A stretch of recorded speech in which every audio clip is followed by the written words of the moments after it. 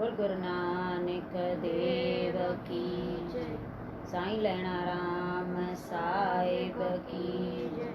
साईं लाला राज साहिब की जय। पूज्य माता साहिब की जय। पूज्य अम्मा साहिब की जय। परम पूज्य दादी साहिब की जय। सर्व संतन महात्माओं की जय। गुरुअ जी प्यारी साध संगत सभिनी खे ओम शांति।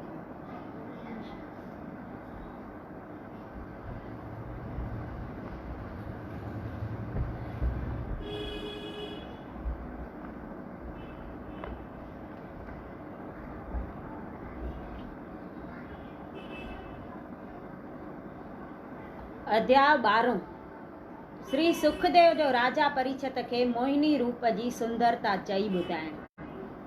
राजा परीक्षत पुछण लॻो त हे श्री सुखदेव, मोहिनी स्वरूप अहिड़ो कहिड़ो सुंदर हो जंहिंखे ॾिसी सभई देवता ऐं दैत मोहिजी विया, एतिरे क़दुरु जो दैतनि खे अमृत पीअण विसरी वियो। सुखदेव चयो त हे राजा, मां उन जे रूप जो केतिरो विस्तार करियां। उहो मोहिनी रूप अहिड़ो सुंदर हो जंहिंखे ॾिसी महादेव, जंहिं कामदेव खे भस्म करे छॾियो हो, सो बि मोहिजी वियो। दैत ऐं मनुष्य कहिड़े ॻाणाटे में आहिनि। उहा कथा हिन तरह आहे त हिकु दफ़े पार्वतीअ महादेव खे चयो त हे विष्णु भॻवान, जंहिं मोहिनी रूप सां दैतनि खे मारियो हो, सो रूप मां ॾिसणु घुरां थी।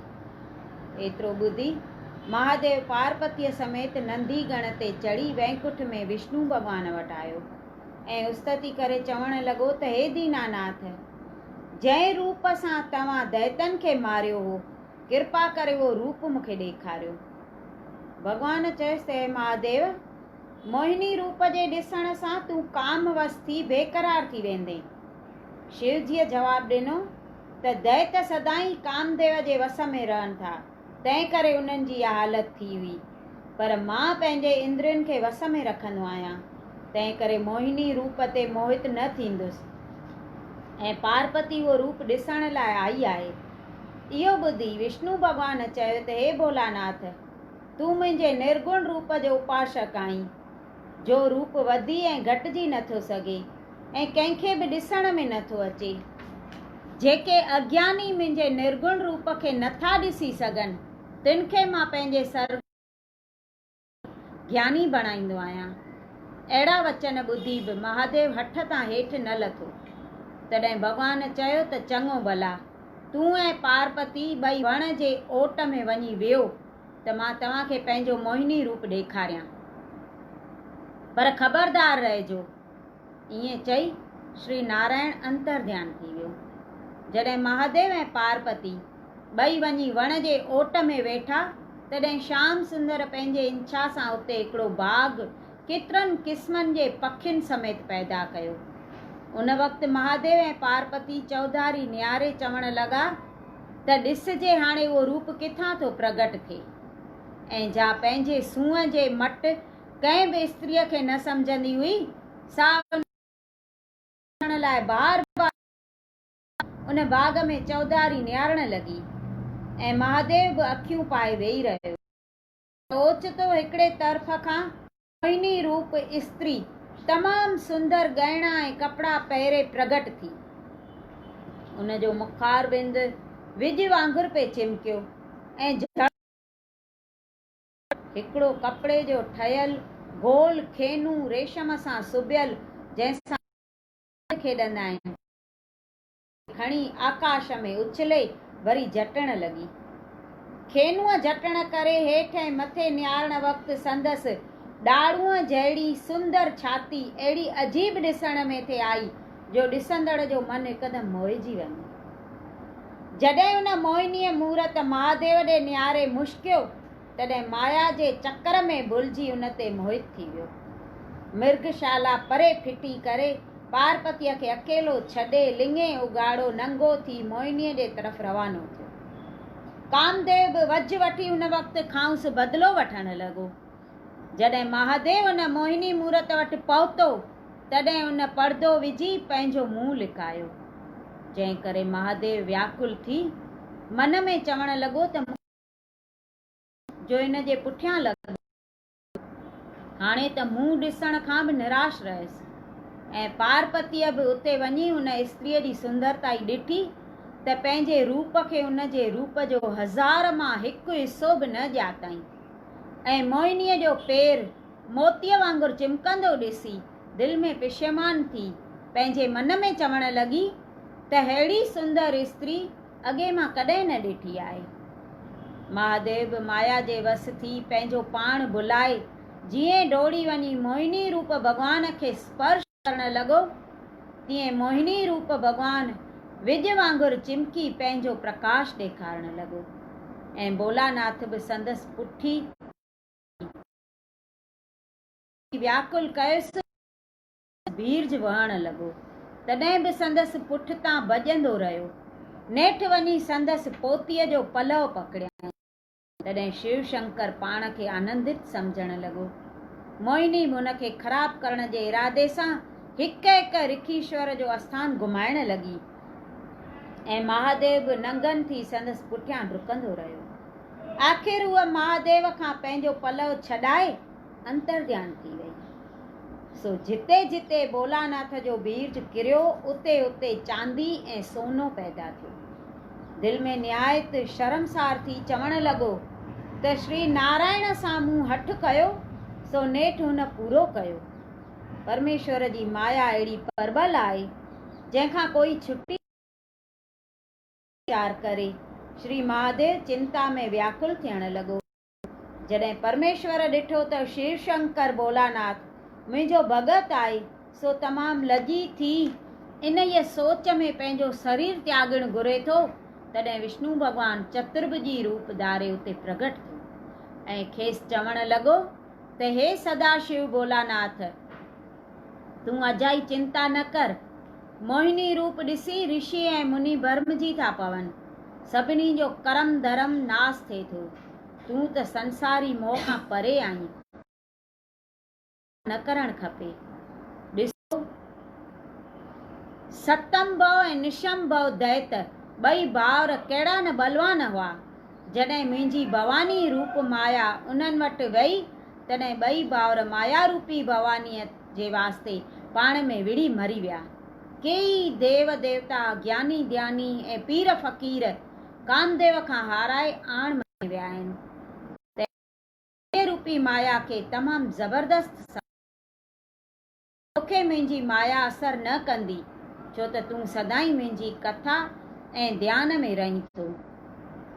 पर जे तूं चवीं त हिन वक़्तु माया मूं ते दख़ल छो कयो, जो जवाब ई आहे त पंहिंजे निर्गुण रूप जो ध्यानु छॾे पाण खे मूंखां जुदा ॾिसणु घुरियो। तंहिं करे तुंहिंजी इहा हालत थी। तूं धीरज धर, पर पक ॼाण त मुंहिंजी माया तोखे असर न कंदी। जॾहिं श्री नारायण अहिड़ीअ तरह शिवजीअ खे दिलासो ॾिनो तॾहिं हुन ऐं वैकुंठनाथ खां मोकिलाए कैलाश पार्वतीअ सां समाधीअ में विलीन थियो। एतिरी कथा ॿुधाए श्री सुखदेव चयो त हे राजा, जेको मनुष्य हीअ कथा पढ़ंदो या ॿुधंदो सो माया जे मोहजार खां बचियो रहंदो ऐं समुंड जे विलोण जी कथा ॿुधी को बि कमु शुरू कंदो त हुनजो कार्य हिकदमि पूरो थींदो। अध्याय 13। श्री सुखदेव जो परिछत खे 8 मनवंतरनि जी कथा ॿुधाइण। श्री सुखदेव चयो त हे राजा, मनवंतर यानी 71 चोड़ी जुग राजा इंद्र राज करे थो ऐं सभु कंहिं मनवंतरनि में भॻवान हिकिड़ो खे मारे धर्म जी रक्षा करे थो ऐं चिरंजीव ऋखीश्वर जी उमिरि हिकिड़े मनवंतर जी थिए थी। ब्रह्मा जे हिकिड़े ॾींहं में राज कनि था। सो 6 मनवंतरनि जी कथा मां तोखे ॿुधाए चुको आहियां। हाणे 7 बोसवान जो पुटु श्राद्ध देव नाले जो विर्तमान आहे। हिन मनवंतर में इक्ष्वाक आदि मनुअ जा 10 पुट ऐं आदित्य आदिक देवता 1 अगस्त, 3 वशिष्ठ, 4 विश्वास, 6 7 भारद्वाज, 8 बृहस्पति ऐं पुरंदड़ नाले इंद्रपुष्यप जे अदित नाले स्त्रीअ मां वामन अवतार परमेश्वर थियो। उहा कथा मां विस्तार सां अॻिते वर्णन कंदुसि। 8 सावरन नाले मनु ऐं आदिक उन जा पुट उत्पाल आदिक देवता ऐं बलि नाले इंद्र ऐं दीपत आदिक सप्त ऋषीश्वर थींदा ऐं श्री नारायण अवतार वठ आज इंद्र खां खस बलीअ खे ॾींदो। 9 दक्ष सावरणी नाले मनु ऐं भूत खेत आदिक उन जा पुट ऐं ॿिया देवता ऐं दत्त ॿिया 7 ऋषि थींदा ऐं ऋषभ देव भगवान जो अवतार थींदो। 10 ब्रह्म सावरणी नाले मनु आदिक उन ऐं हबशमंत आदिक 7 ऋषि आदिक देवता इंद्र थी परमेश्वर अमूरती नाले अवतार वठंदो। 11 धर्म सावरणी ऐं अनाद पुत्र देवता ऐं ॿे धर्त नाले इंद्र ऐं औरण आदिक सप्ता ऋषीश्वर थी नारायण जी धर्म सेतु नाले अवतार धारण कंदो। 12 रुद्र सावरणी नाले मनु ऐं देव वामन आदिक उन जा पुट राजदामा इंद्र ऐं हिर्त आदिक देवता ऐं मूर्त आदिक 7 ऋषीश्वर ऐं सुधा नाले भगवान जो अवतार थींदो। देव ऐं चत्रसेन आदिक उन जा पुट ऐं सुकर्म ऐं आदिक देवता ऐं दिवसपत नाले इंद्र ऐं निर्मेक आदि 7 ऋषीश्वर थी परमेश्वर योगीश्वर अवतार वठंदो। 14 इंद्र नाले मनु ऐं गंभीर आदिक उन जा पुट ऐं आदिक देवता ऐं सूची नाले इंद्र 7 ऋषीश्वर थी बृहद थींदो। हे राजा 14 मनवंतर ब्रह्मा जे हिकिड़े ॾींहं में गुज़री वञनि था। इहा कथा मूं तोसां वर्णन कई ऐं सभिनी कल्पनि में इहे मुनि अदल बदल फेर घेर करे राज भोगनि था। अध्याय 14 इंद्र ऐं ॿियनि देवताउनि जी कथा। राजा परीक्षित पुछियो त हे स्वामी सुखदेव, तव्हां अजीब कथा परमेश्वर जी ॿुधाई आहे।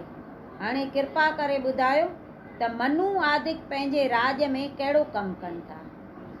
सुखदेव चयो त हे राजा, सभु कंहिं मनवंतर में मनु ऐं मनुअ जा पुट सभई परमेश्वर जे आज्ञा मुजब हिन पृथ्वीअ ते परिक्रमा ॾेई धर्म जो रवाज पखेड़नि था ऐं देवताऊं यज्ञनि जा हिसा आहुतियूं वठनि था ऐं राजा दैतनि खे मारे लोकनि जी रक्षा ऐं 7 ऋषि वेद प्रगट कनि था ऐं श्री नारायण अवतार धारे करे दुष्टनि खे मारे गऊ ऐं ब्राह्मण ऐं भगतनि जी रक्षा करे थो।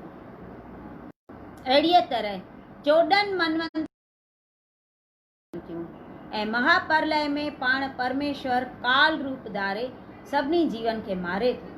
पर संसारी जीव पंहिंजे नंढनि मौत ॾिसण ते बि माया मोह में फासी पंहिंजे मौत जो ख़्यालु नथा रखनि। जीअं तलाव जो पाणी रोज रोज सुकंदो थो वञे, मालूम न मनुष्य जी उमिरि गुज़रंदी थी वञे, बि सोच नथो करे। तंहिं करे मनुष्य खे घुर्जे त राति ॾींहं मरण खे यादि करे, बुरो कर्म भुली बि न करे ऐं सदाई पर एतिरी कथा ॿुधाए। श्री सुखदेव चयो त हे राजा, जेको मनुष्य इन्हनि 14 मनवंतर सुबुह जो पढ़ंदो ऐं तंहिंखे धर्म ऐं ज्ञान प्राप्त थींदा ऐं पापनि जे पीड़ा खां बची पवंदो। अध्याय 15 शुक्र गुरुअ जे कृपा सां राजा बलीअ जो इंद्रलोक जो राज खसण। राजा परीक्षित एतिरी कथा ॿुधी पुछण लॻो, अॻे तव्हां चयो हो त श्री नारायण वामन अवतार धारे राजा सां वठी देवताउनि खे ॾिनो हो। कृपा करे ॿुधायो त राजा बलीअ खे अहिड़ी कहिड़ी सामर्थी हुई जो पाण परमेश्वर उन खां भिख्या घुरी वठण खां पोइ वरी यज्ञ करण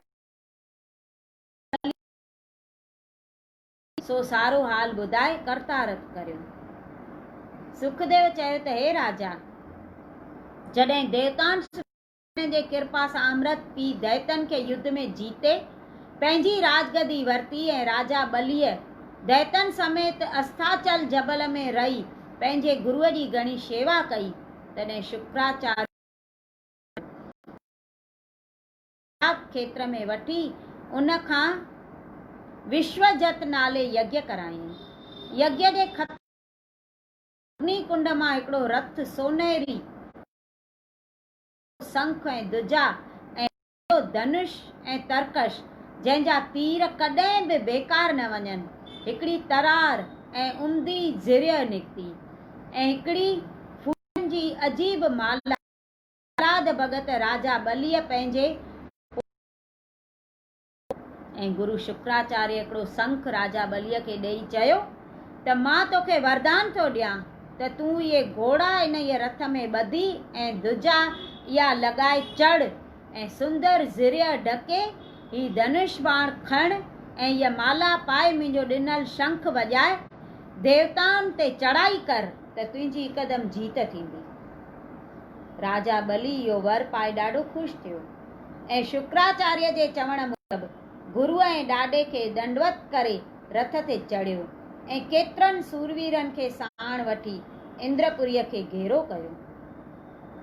हे राजा परीक्षित, इंद्र जे अमरावतीपुरीअ में अजीब आस्थान ऐं बाग ऐं फुआरा सोनेरी रतननि सां जड़ियल आहिनि ऐं उते जा सभु स्त्रियूं पुरुष 16 वरियनि जा गभरू जवान बणिया रहनि था ऐं कंहिंखे को बि रोग नथो सताए ऐं सभई चङा चङा गहना ऐं वस्त्र पाईंदा आहिनि ऐं सभई स्त्रियूं ऐं पुरुष ॾाढे आनंद ऐं मज़े में गुज़ारींदा आहिनि। हे राजा, मां उन सुंदर आस्थान जी वॾाई तोखे केतिरी करे ॿुधायां। लालची, क्रोधी ऐं अहंकारी मांस खाइण वारा मनुष्य उते वञी नथा सघनि। जॾहिं राजा बलीअ उते पहुची उहो शंख वॼायो तॾहिं इंद्र ऐं ॿिया देवता थर थर कंबण लॻा। लाचार थी जॾहिं राजा बलीअ जे साम्हूं आया तॾहिं उन जे तेज सां देवताउनि जो शरीर जलण लॻो। तोड़े देवताउनि अमृत पीतो हो त बि दैतन खां हाराए भॼी विया ऐं राजा बली राज देवताउनि खां खसे इंद्र आसन ते वेठो। तॾहिं देवताउनि वञी पंहिंजे गुरु बृहस्पतिअ खां पुछियो त हे महाराज, असांजी हार छो थी? बृहस्पतिअ चयो त शुक्राचार्य जे आशीर्वाद ऐं वरदान ॾियण करे दैतन सोभ पाती आहे। जे तो जहिड़ा 100 इंद्र गॾु थी उन जो मुक़ाबिलो कनि त बि उन इहे शंख जे प्रताप सां हाराए वेंदा। पारब्रह्म परमेश्वर खां सवाइ न सघंदो। जेको गुरु ऐं ब्राह्मण जी शेवा विधीअ पूर्वक करे थो तंहिंजा सभु कार्ज पूरा थियनि था। इहो जवाबु ॿुधी देवता मोर, हरण ऐं शींहं जा रूप धारे उतां भॼी विया ऐं किथे लिकी छिपी पंहिंजा ॾींहं काटण लॻा। जॾहिं राजा बली त्रिलोकीअ जो राज वठी ॾाढो ख़ुशि थियो तॾहिं पंहिंजे तेज ऐं बल वधाइण वास्ते शुक्राचार्य खे वेनती करण लॻो त हे महाराज, तव्हां अहिड़ो को उपाउ ॿुधायो जंहिं करे असांजो राज भारत खंड में क़ाइमु रहे। शुक्राचार्य चयो त हे राजा, तूं 100 वर्य यज्ञ कर, पर जीअं विच में को बि विघ्न न पवे त पोइ तुंहिंजो राज हमेशह वास्ते क़ाइमु रहंदो। 100 यज्ञ करण खां सवाइ इंद्र बि देवलोक जो राज पाए नथो सघे। एतिरो ॿुधी राजा बलीअ जॾहिं 99 यज्ञ चङीअ तरह पूरा कया, बाक़ी हिकिड़ो यज्ञ जे पूरे करण में वक़्तु आयो तॾहिं राजा घणो ई दान ऐं ॾखिणा ब्राह्मणनि ऐं कंगालनि खे ॾिनो। को बि पेनू हुन जे दरवाज़े तां ख़ाली न मोटियो ऐं संसार में संदसि नामाचार चौधारी पखिड़िजी वियो। अध्याय 16। इंद्र खे वरी राज मिलण वास्ते अदितीअ जो पंहिंजे पतीअ कश्यप जी शेवा करणु। श्री जॾहिं राजा इंद्र खे इहा ख़बर पई त राजा बली पंहिंजे राज जे सदाईं क़ाइमु रहण वास्ते 100 यज्ञ करे थो, तॾहिं हुनखे ॾाढी ॻणती लॻी ऐं देवताउनि जी माता अदिति पंहिंजे संतान जे राज खसजण जे करे हमेशह ग़म में गुज़ारींदी हुई। तॾहिं हुन देवताउनि खां राजा बलीअ जे 100 यज्ञ करण जो हाल ॿुधो, तॾहिं एकारी वीचार में पइजी वई। हिकिड़े ॾींहुं हिन इहा चिंता में पंहिंजे पतीअ कश्यप वटि वई। उनखे ॾाढो उदास ॾिसी कश्यप पुछियो त हे अदिति, छो अॼु मां तोखे उदास ॾिसी रहियो आहियां? तंहिंजो कारण कहिड़ो आहे? को महिमान तुंहिंजे दर तां बुखायल त कोन मोटियो आहे, या तो कंहिं ब्राह्मण खे दान न ॾिनो अथई? ॿुधाए त तुंहिंजो मुंहुं अॼु उदास छो आहे? एतिरो ॿुधी अदिति हथ जोड़े चवण लॻी त हे महाराज, मूंखे ॿी का बि चिंता, राति ॾींहं फ़क़ति पंहिंजे संतान जे सोच में आहियां, जिन जो बाग़ दैतन खसे वरितो आहे ऐं संदनि स्त्रियूं भॼी जबल जे गारियुनि में वञी लिकियूं आहिनि, तंहिं करे मुंहिंजो तेज घटिजी वियो आहे। हे स्वामी, अहिड़ी का तजवीज़ ॾसियो जंहिं करे वरी देवताऊं पंहिंजो राज पाइनि। कश्यप चयो त देवताऊं ऐं दैत ॿई मुंहिंजी संतान आहिनि। देवता ईअं नथा सम्झनि त जेकी श्री नारायण असांजो को बि वस हली नथो सघे, इहा सभु परमेश्वर जी लीला आहे। देवताउनि जे राजा थियण वक़्तु तुंहिंजी रोए थी ऐं जॾहिं दैत राज कनि था तॾहिं तूं उदास थी थी। मूंखे कंहिं बि तरह आज़ादी नथी मिले, तंहिं करे परमेश्वर जे शरण में वञी उन जो विर्त रख त मनोरथ पूरन थींदो। एतिरो ॿुधी अदितीअ वेनती कई त हे महाराज, ॿुधायो त परमेश्वर जो विर्त कीअं रखिजे? कश्यप चयो त फगुण सुडी एकम खां वठी हर रोज़ शिव जो विर्त रख, जो ब्रह्मा मूंखे ॿुधायो हो, ऐं ब्रह्मचर्य में रहो। खीर खां सवाइ ॿियो को बि भोजन न खा। पृथ्वीअ ते सुम्ह, सूअर जी खोटियल मिटी पंहिंजे शरीर खे लॻाए स्नान कंदी कर ऐं उन मिटीअ जी मूर्ति ठाहे वासुदेव मंत्र सां 108 आहुतियूं खीर जूं अग्नीअ में होम करे उन खीर जो भोग लॻाइज। 12 ॾींहं इहो विर्त रखी नारायण जे चरणनि जो ध्यानु धरींदी रहो।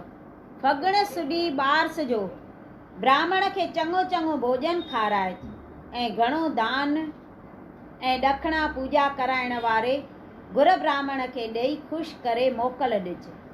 तंहिंखां पोइ राति जो जागिरतो कज त तुंहिंजो मनोरथ पूरन थींदो। मूं तोखे इहो विर्त सभिनी यज्ञनि खां बि उत्तम चयो आहे।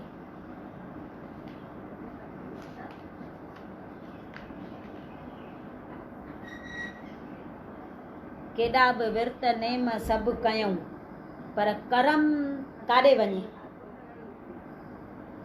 करम जेको कयल हूंदो, हिते सभु दुनिया में आया आहियूं हिक ॿिए खां लहिणो ॾियणो, ॾियण ऐं वठण, त करम पंहिंजो संभाले न कंदासीं त उहो त भोगणो ई पवंदो।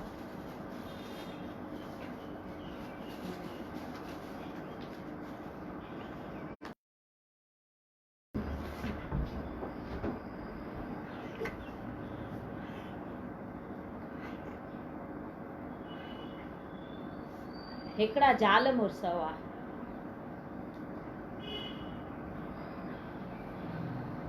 ॾाढा सुखी हुआ, पर उन्हनि खे औलाद कान हुई।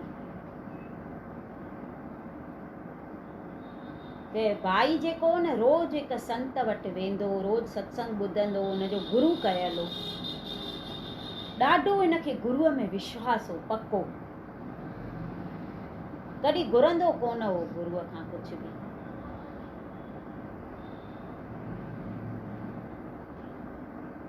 गुरु बि सम्झी वियो त घुरे नथो, पर हिनखे औलाद जी घुर्ज आहे। गुरूअ जे किरपा खे हिकिड़ो पुटु थो ॼमे। ॾाढो ख़ुशि था थियनि ॿई। पुट खे खणी ऐं गुरूअ वटि वठी था अचनि पेरे पमाइण। ॿुधाइंसि था तव्हांजे कृपा सां असांजे घर पुत्र जो जनम थियो आहे।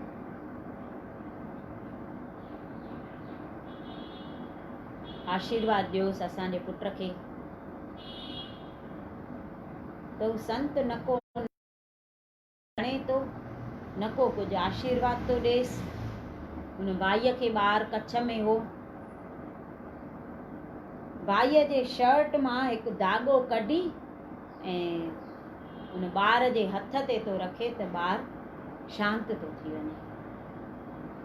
माई ॾिसी वाइड़ी थी वई।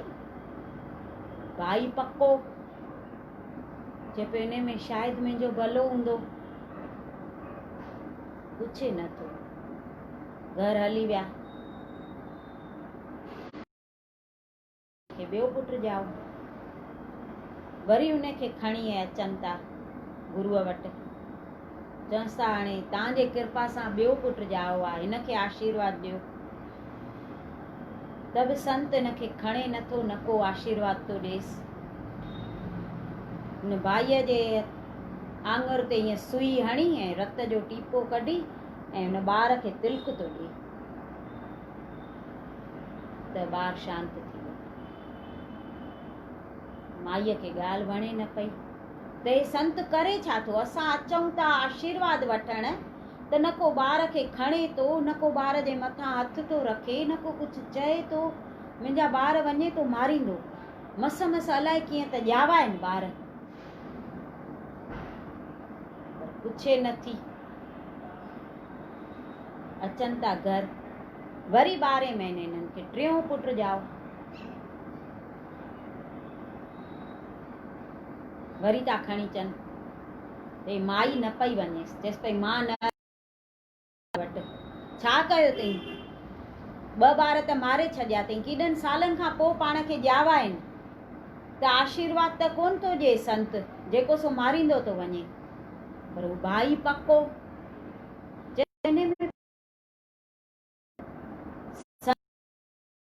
ॿारनि खे तूं हल। वरी अचनि था त वरी था ॿुधाइनि बाबा तव्हांजे कृपा सां टियों पुटु ॼाओ आहे, हाणे हिन खे आशीर्वाद ॾियो। त बि संत खणेसि नथो ॿार खे, न को आशीर्वाद थो ॾिए। हुन भाईअ जे खीसे मां हिकु सिक्को कढी हथ ते रखे थो त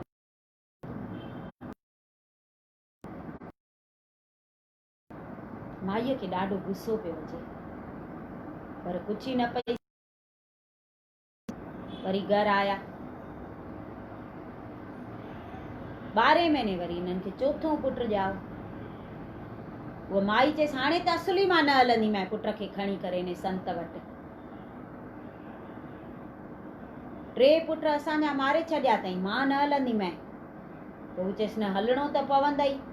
गुरूअ जे आशीर्वाद खां सवाइ असांजो ॿार वॾो ई न थींदो। त गुरूअ खां आशीर्वाद त वठी ॾियणो आहे। नेठि आई। 2 ॼणा आया। संत खे चवंसि था त बाबा तव्हांजे कृपा सां चौथों पुटु असांखे ॼाओ आहे, हाणे हिन ते आशीर्वाद कयो। त संत खणे थो ॿार खे कच्छ में हथु रखी ऐं चएसि थो त बचा माता पिता जी शेवा कजां। त उहा माई आहे न रही न सघी। चएसि थी बाबा अॻिला 3 पुट असां तव्हां वटि खणी आयासीं, अॼु जीअं हिन खे आशीर्वाद ॾिनो अथव त हुननि खे छो न पिया ॾियो तव्हां? त गुरू तो चएसि त माता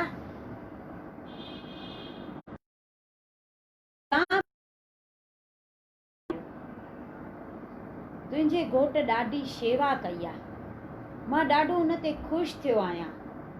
मां न पियो चाहियां त तव्हां दुखी थियो ॿारनि मां। हे 3 जेके ॿार तव्हां खणी आयव 3 अॻे जनम में तव्हांजा पार्टनर हुआ धंधे में। पहिरियों जेको हो त तव्हांखे कपिड़े जी फैक्ट्री हुई, ॿिन्ही खे पार्टनरशिप में। हुन भाईअ खे सॼी कथा माना ॿुधाए थो त कपिड़े जी फैक्ट्री हुई, पर तो दगा करे हुनजो सभु कपिड़ो तूं खाई वे, पैसो जेको बि हो, त हू तोखां बदिलो वठण आयो। त सॼे फैक्ट्रीअ जे बदिरां मां हिकु ख़ाली धाॻो कढी ऐं तुंहिंजो कर्ज चुकाए छॾियो।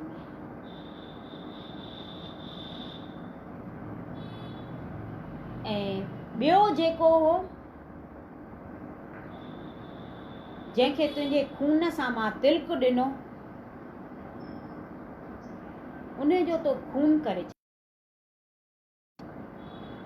उहो बि पार्टनर हो, त उहो बि तोखां बदिलो वठण आयो वई,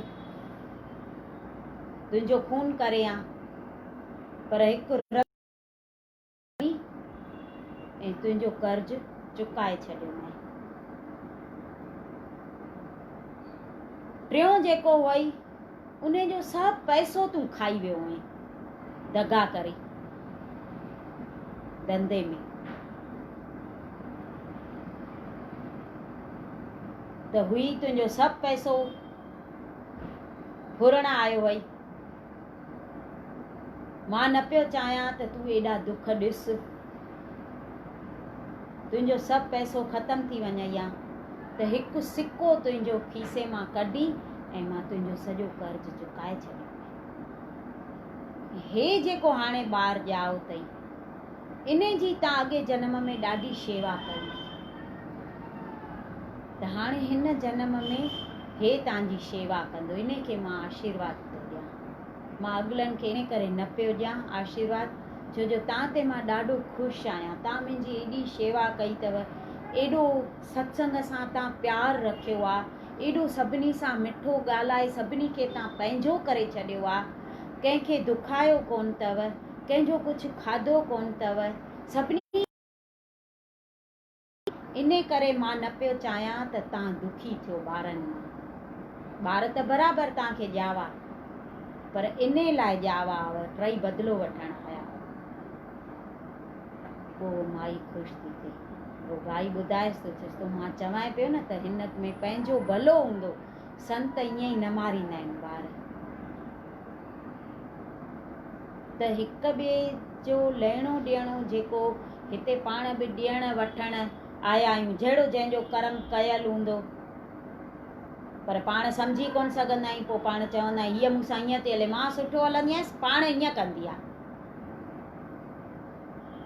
पर तेॾी महिल मन खे सम्झाइजे त मन तुंहिंजो लहिणो ॾियणो इन सां ईअं हूंदई, पूरो कर हिते, न त वरी अॻिते ॾियणो पवंदो, तंहिंखां हिते पूरो करे छॾियऊं। चवंदा आहिनि लहिणो ॾियणो घर सां वधीक हूंदो आहे। अॻिले जनम जो जेको रहियल हूंदो आहे न, उहो पंहिंजे कुटुंब सां घणो, इन करे उन कुटुंब में जनम वठी असां ईंदा आहियूं। पोइ केरु कंहिंजी माउ बणंदो, केरु भेण बणंदो, केरु ससु, केरु ॾेराणी, पोइ जहिड़ो जंहिंसां ते अची उहो पवंदो आहे।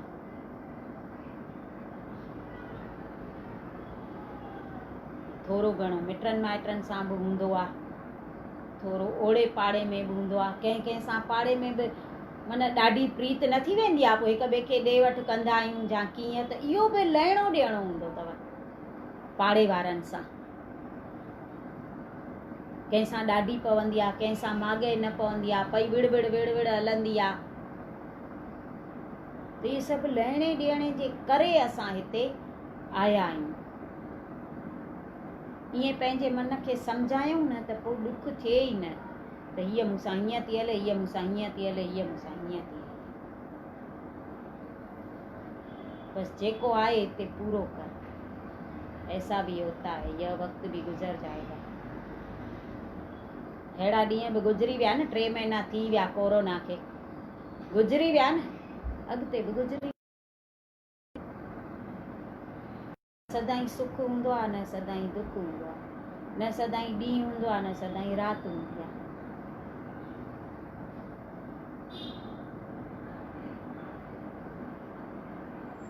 सुख दुख में असां हिकु जहिड़ा रहूं, बसि उन जो सिमरन कंदा रहूं। सिमरन में नाम सिमरन में ॾाढी शक्ति आहे, उहो असां न छॾूं। दुख हुजे चाहे सुख हुजे, ऐं जेसिताईं इहे शरीर आहे तेसिताईं इहो दुख सुख त हलंदो ई पियो। असां चऊं असांजे मथां काई दुख न अचे, असांजे मथां काई आफ़त न अचे, असांजे मथां काई मुसीबत न अचे, ईअं न थींदो। सभिनी जे मथां आयो आहे, असांजे मथां बि ईंदो ऐं सदाईं थोरी रहंदो। सदाईं दुख रहे थो छा, वञ हलियो थो वञे न। ऐं न को सदाईं सुख जा ॾींहं था रहनि जो उन जो पावर कयूं असां त मां ॾाढी सुखी आहियां, मूंखे सभु सुख आहिनि। शुक्राना भले कयूं उन जा भॻवान जा, त भॻवान तो मूंखे सभु कुझु ॾिनो आहे, छा ॾाढा सुखनि जा सामान असां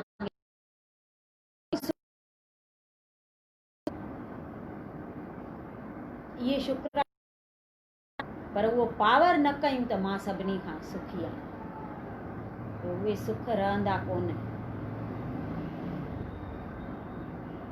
काई नंढी ॻाल्हि बि असां कयूं था त उहा विसारियूं कान था। सुठी काई बि ॻाल्हि, हिकिड़ो राजनेता हो, पोइ यात्रा करण, त उते यात्रा करण वेंदा आहियूं, पोइ चवंदा कान त काई शइ उहा हिते छॾे वञो, चवंदा आहिनि न। त हुन भाईअ खे चांहि ॾाढी वणंदी हुई, सॼो ॾींहुं चांहियूं पीअंदो। त हुनखे उते ब्राह्मण चईंसि, उते पूजा कराए पियो, त ब्राह्मण चईंसि भाई जेका शइ तोखे ॾाढी वणंदी हुजे उहा हिते छॾे वञ। त मन में वीचार पियो करे त मूंखे चांहि ॾाढी वणंदी आहे, चांहि छॾे थो वञा भला।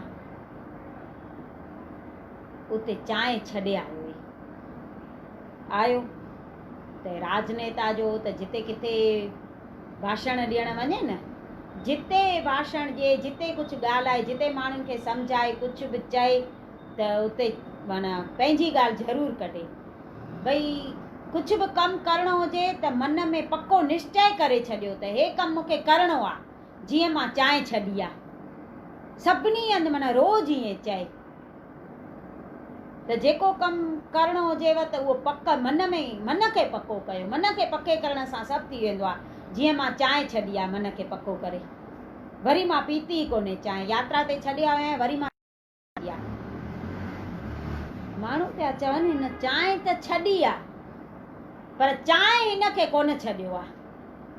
हे त छॾे आयो आहे चांहि खे, पर हिन खे चांहि कोन छॾियो आहे। भेण रोज़ तो चए मां चांहि छॾी आहे, मां चांहि छॾी आहे, मां चांहि छॾी आहे, त उहा चांहि छॾण हिन जी कहिड़े कम जी। असां बि कुझु बि सुठो कमु कंदा आहियूं त मां हे कमु कयो, मां हे कमु कयो, अलाए 17 ॼणनि खे त ॿुधाईंदासीं त मां हे कमु कयो, मां हे कमु कयो, त उन जो पोइ कोई फल न मिलंदो आहे। सुठे कम जो चई ॿुधायूं, जॾहिं उहो सफ़ा वरी विसारे छॾियऊं, कयूं त उहो विसारे छॾियऊं, वरी उहो चऊं न त मां हे कमु कयो। कोई ग़लति कमु कयूं था त कीअं था लिकायूं, उहो कंहिंखे ॿुधायूं था, उहो ॿुधायूं न, ज़ाहिर कयूं त उन पाप असांखे न लॻे, माफ़ थी वेंदो आहे उहो। पर उहो असां न ॿुधाईंदासीं, उहो लिकाईंदासीं पिया त मूंखां हीअ ग़लती थी आहे, मूंखां हेॾो थियो आहे, मूंखां हीअ भुल थी आहे।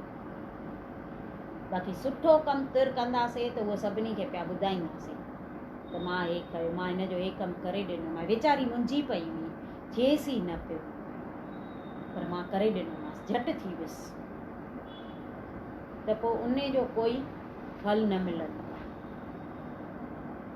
त कुझु बि करे, सुठो कमु करे विसारे छॾियऊं, ऐं असां सां केरु सुठो हले त उहो वरी सदाईं यादि रखूं। केरु बि असां सां भलाई करे त उहा न विसारियूं, उहा सदाईं यादि कयूं। असांजी कयल भलाई विसारे छॾी।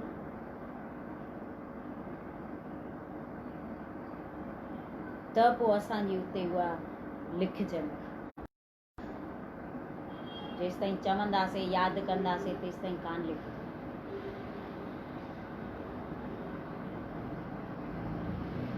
चवंदा आहिनि असां परमात्मा जूं कयल भलायूं विसारे छॾींदा आहियूं, पर परमात्मा बुरायूं कयल विसारे छॾींदो आहे। हू एॾो दयालु आहे, हू असांजा ॾोह गुनाह नथो ॾिसे, झटि माफ़ी ॾेई थो छॾे, ख़ाली हुनजे शरण में पऊं बसि।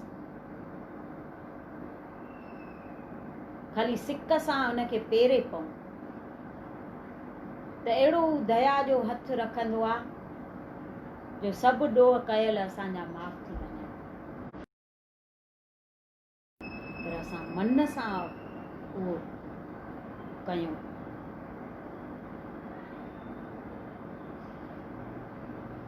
बोलो सतगुरु देव भगवान की जय।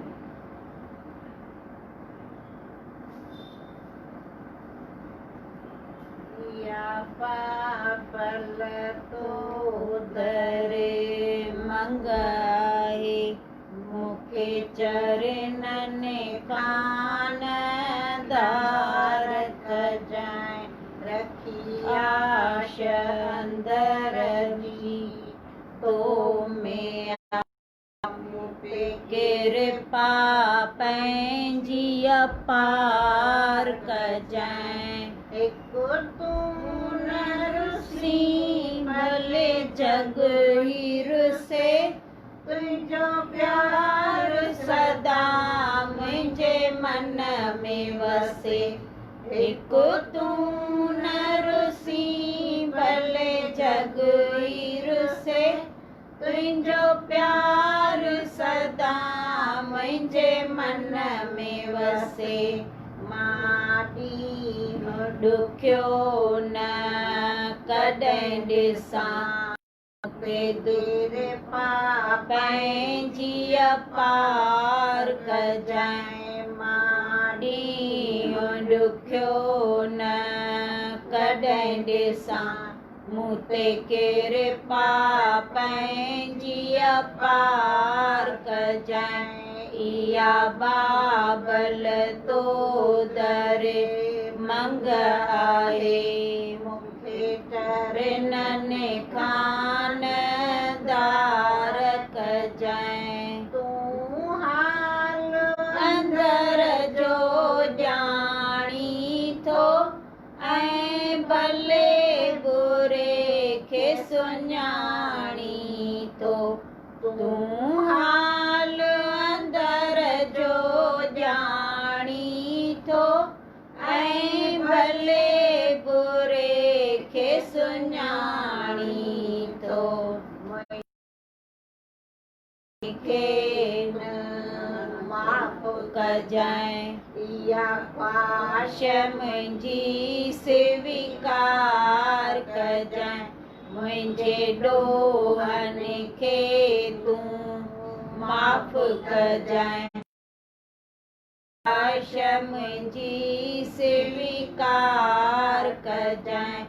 इहा बाबल तो दरे मंग आहे, मूंखे चरणन खान दार कजाए।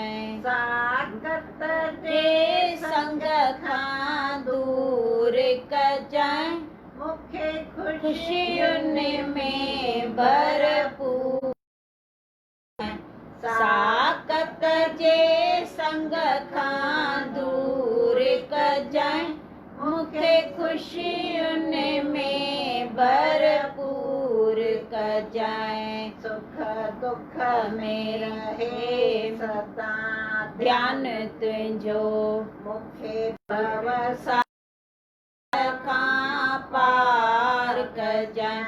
सुख दुख में रहे सदा ध्यान तुंहिंजो, मूंखे भवसागर खां पार कजाए। इहा बाबल तो दरे मंग आहे, मूंखे मूंखे चरणन कान दार कजांइ। मुंहिंजो मन नीमो कर मत ऊंची, दुनिया जी रहे न आई रुचि। मुंहिंजो मन नीमो कर मत ऊंची, दुनिया जी रहे न काई रुचि। ते सुमत सची दाता मूंखे, मूड़ीअ खे होशियार कजांइ। ॾे सुमत सची दाता मूंखे, मूड़ीअ खे होशियार कजांइ। इहा बाबल तो दर आहे, मूंखे चरणन कान दार कजांइ। हिकु तोत मिठा मुंहिंजो नाज आहे, जाम आनंद जो आवाज। तोत मिठा मुंहिंजो नाज आहे, जाम आनंद जो आवाज आहे। हीअ दुनिया भरिया दुखनि भरी, मूंखे दुखड़नि खां तूं दार कजांइ। हीअ दुनिया सॼिया दुखनि भरी, मूंखे दुखड़नि खां तूं दार कजांइ। इहा दरे मंग आहे, मूंखे चरणन कान दार कजांइ। रखी आश अंदर जी तो में आ, मूं ते किरपा पंहिंजी अपार कजांइ। इहा बाबल तो दरे मंग आहे, मूंखे चरणन कान दार